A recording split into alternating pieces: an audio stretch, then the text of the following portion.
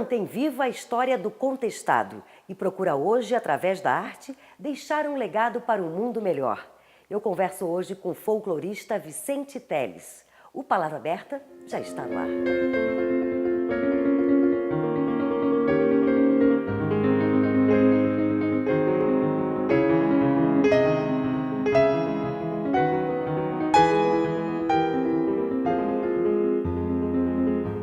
Vicente, eu imagino que não é fácil falar em poucas palavras o que foi o conflito bélico do contestado. É possível? O contestado, no nosso entender, e provável, é verificável, constatável, depois de Santa Catarina e Paraná se degladiarem por décadas dos tribunais, na ânsia de abocanhar a região, transformaram o Exército Nacional em bode expiatório de suas cobiças. Numa época de tanta terra devoluta, de pouca gente, 15 quilômetros de cada lado como moeda de pagamento da empresa que construiu, a empresa que construiu a estrada de ferro. Quando chegava nos limites dos 15 quilômetros, os apaniguados do governo já tinham requerido todas aquelas terras. E para onde vai aquele povo? Aquelas multidões que foram dispensadas sem receber vencimentos, inclusive gente que veio de fora sem ter para onde ir. Olha, isso não cria uma reação? Então a guerra, em princípio, teve a sua origem nestas circunstâncias. Será que Paraná e Santa Catarina não tiveram a grandeza de renunciar à sua parte para evitar a matança, o genocídio? Quantas pessoas morreram na época? Os historiadores dizem que lá no final da guerra, no massacre de Santa Maria, existia naquele local 5.500 casas. Vamos raciocinar. Na casa de caboclo nunca tem menos de 3, 4, 5 filhos. Isso aí multiplicado por 5.500 casas. Mais de 20 mil pessoas. E não ficou pedra sobre pedra. Onde está a história para ser refletida, para ser raciocinada? Até porque a primeira vítima da história de guerra é a verdade. E essa guerra iniciou em 1912 e foi até 1916. Faz 100 anos. Em que região de Santa Catarina começou? Sim, começou exatamente o chão que vocês estão pisando agora. Em Irani. Irani.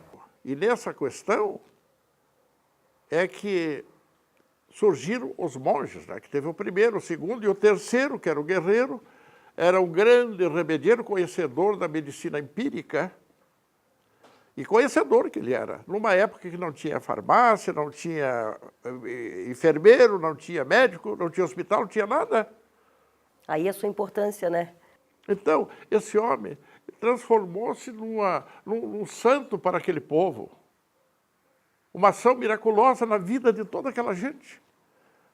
Aí o Paraná toma como invasão, isto é, manda a polícia lá, pressionar, ameaçar, o monge atravessa a estrada de ferro, o rio do Peixe, entra por Joaçaba, vem parar no Irani, enterra sob a jurisdição do Paraná, ainda na época que não estava definido os limites, e vem o Regimento de Segurança do Paraná aqui, para levar o monge preso, para desfilar nas ruas de Curitiba, manetado, trouxe até tempos para esse fim, e aqui se deu um combate. E agora eu quero saber um pouquinho da tua vida. Você nasceu no Paraná, mas sempre morou em Irani. Eu fui fecundado aqui e nascido no Paraná. Aí tem uma razão. Na época, eu vim descobrir isso depois, porque com 18 anos de idade eu fui para o Exército, semi-analfabeto, fui me alfabetizar lá, e não sabia da história do contestado, até porque o trauma gerado pela chamada Operação Limpeza, que consistia, eu vim saber disso depois, na apreensão e execução sumária de veteranos de guerra e testemunhos oculares, e de pessoas que poderiam ameaçar de novo recomeçar a guerra, foi depois que encerrou a guerra oficialmente. Né? Tirado daqui as forças militares, começou a chamada Operação Limpeza. Era um assunto proibido, então? Proibido falar. Mas eu fui entregue lá para o irmão do meu avô, porque eu chorava muito. Conto que eu chorava muito. Ali ainda choro hoje. Mas naquela época muito mais. Era criança e meu avô, coronel, se incomodava com aquilo. Chamou minha mãe e disse, olha, dê jeito nessa criança, tira daqui. Aí fui entregue para o meu padrinho e vim para cá, de novo com 5 anos de idade. O que você fez até 18 anos aqui? Eu era uma pessoa um pouco traumatizada, eu não sabia, eu não podia entender. todo mundo, contagia a sua mãe preocupada, o seu pai preocupado, os bens deixados aqui, eles fugiram para lá para salvar a pele. Meus 2 avós teve que levar o que pôde à noite, gado, burro, cavalo, essas coisas todas, a família, e entregou a fazenda para outros. Nunca mais viu aquilo, morreu pobre, com justiça até, lá no Paraná. E o outro era perseguido, porque era perseguido pela polícia que meu avô brigava na fazenda. Para escapar, salvar a pele, teve que fugir para o mesmo lugar. Eu vim descobrir que eu sou fruto de toda essa situação. Agora eu pergunto, será que isso não mexe com os sentimentos da gente? É isso.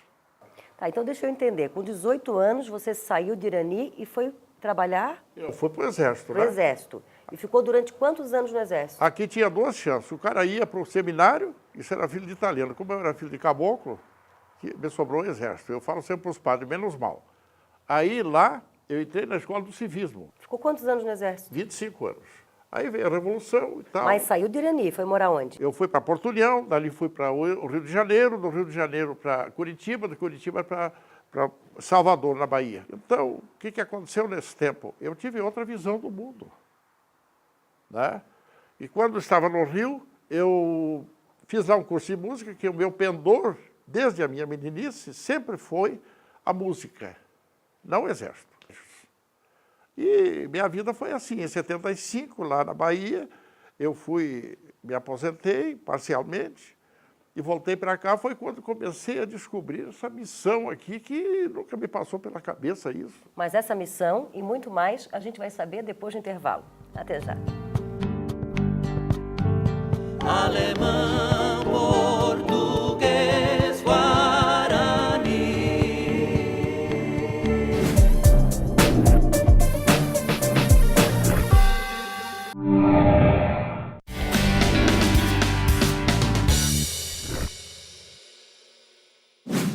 Vicente Telles, e depois disso, quando você se aposentou do Exército, por que voltou para Irani e por que essa curiosidade sobre a Guerra do Contestado?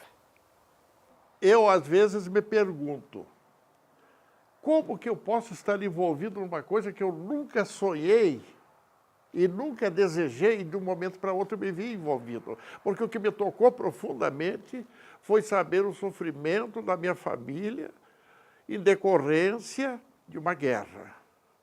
E para entender mais sobre esses conflitos, a tua pesquisa foi de campo, conversando com as pessoas da região. O que aprendi não foi com os livros, mas com a linguagem errada dos caboclos falando as coisas certas.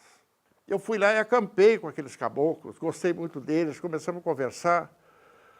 E entrava naqueles botecos, beber cachaça com ele, tocar minha sanfona para eles, mostrar músicas da época, ter a história do Graxaí Pitoco, mas que dizia, quem tiver mulher bonita, você cuide do Graxaí. Eu não quero que aconteça o que aconteceu para mim. Aí vinha a questão moral, quem tiver mulher bonita, que de mim não tinha ciúme. Querer bem eu quero mesmo, mas não sou de mau costume. Então fui aprendendo aquelas coisas com eles, depois que eles se soltavam, mas tinha que beber uma cachaça com eles. Sim, tinha que levar gaita. Ah, claro, claro. Fiz amizade e depois fui perguntando coisas que conferiram com o que eu pensava. Então, os livros contam muita coisa fantástica, mas não enfatizam. O que, por exemplo, enfatizar a história de Matos Costa, ele e Zé Maria, foram os grandes heróis do contestado. Então mostra um pouquinho com o acordeon como é que tu faz essa tua palestra para as crianças aqui, como é que tu deixa esse momento divertido. Eu tenho a chamada opereta cabocla. Eu pergunto aos jovens, você conhece a sua mãe pelo olhar? Sim. Sabe quando ela está brava, quando ela está feliz? Que a mãe cabocla educava o filho pelos olhos.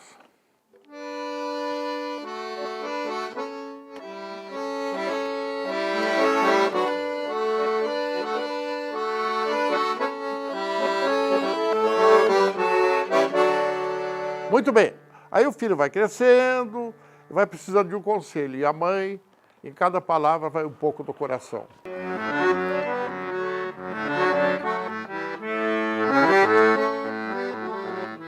Confere?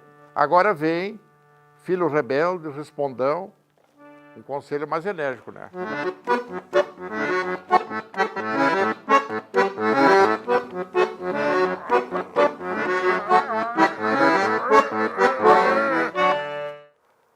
anjo recebia e orientava a evocação divina.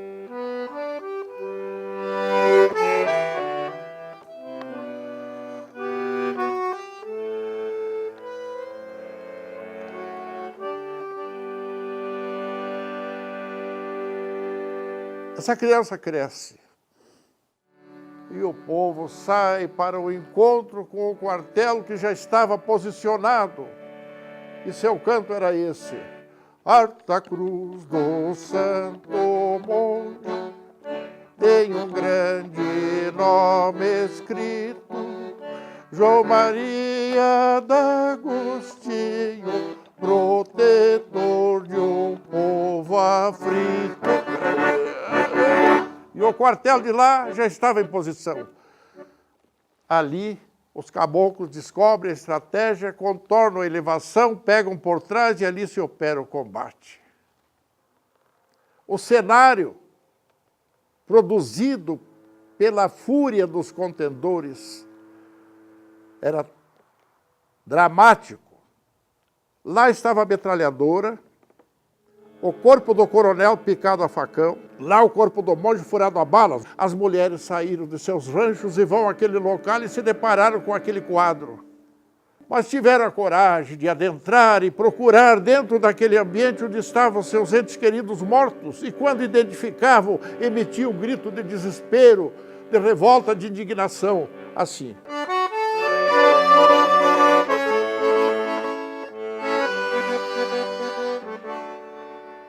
Impotente para vingar, ela chorava.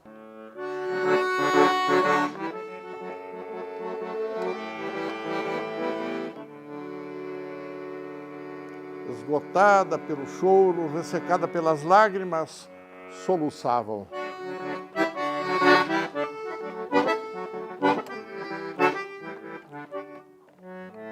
Eram rezas entrecortadas por soluços que expulsavam das suas entranhas a sombra da morte e fazia renascer no solo úmido pelo sangue de seus homens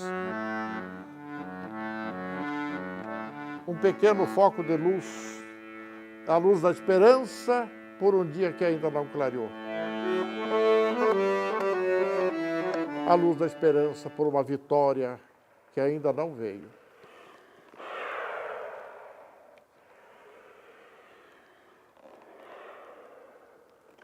Olha, e é uma história, uma forma de contar a história com muito sentimento, e na hora da gaita cada um cria o seu próprio cenário. Eu acho que isso é muito interessante. Ô Vicente, o que tu quer deixar para as pessoas? Que consciência tu quer deixar para as pessoas que conhecem um pouco? Que consciência? É, um despertar de consciência diferente. Isso é importante para ti? Deixar na cabeça de cada jovem que aprende um pouco dessa história, desse sofrimento contigo? Nós temos que estar preparados, nos preparar na sequência das gerações, das civilizações, para que a guerra seja evitada. E para evitar a guerra, nós temos que nos humanizar. É o amor. Olha, obrigada. Prazer te conhecer. Tá? Obrigada.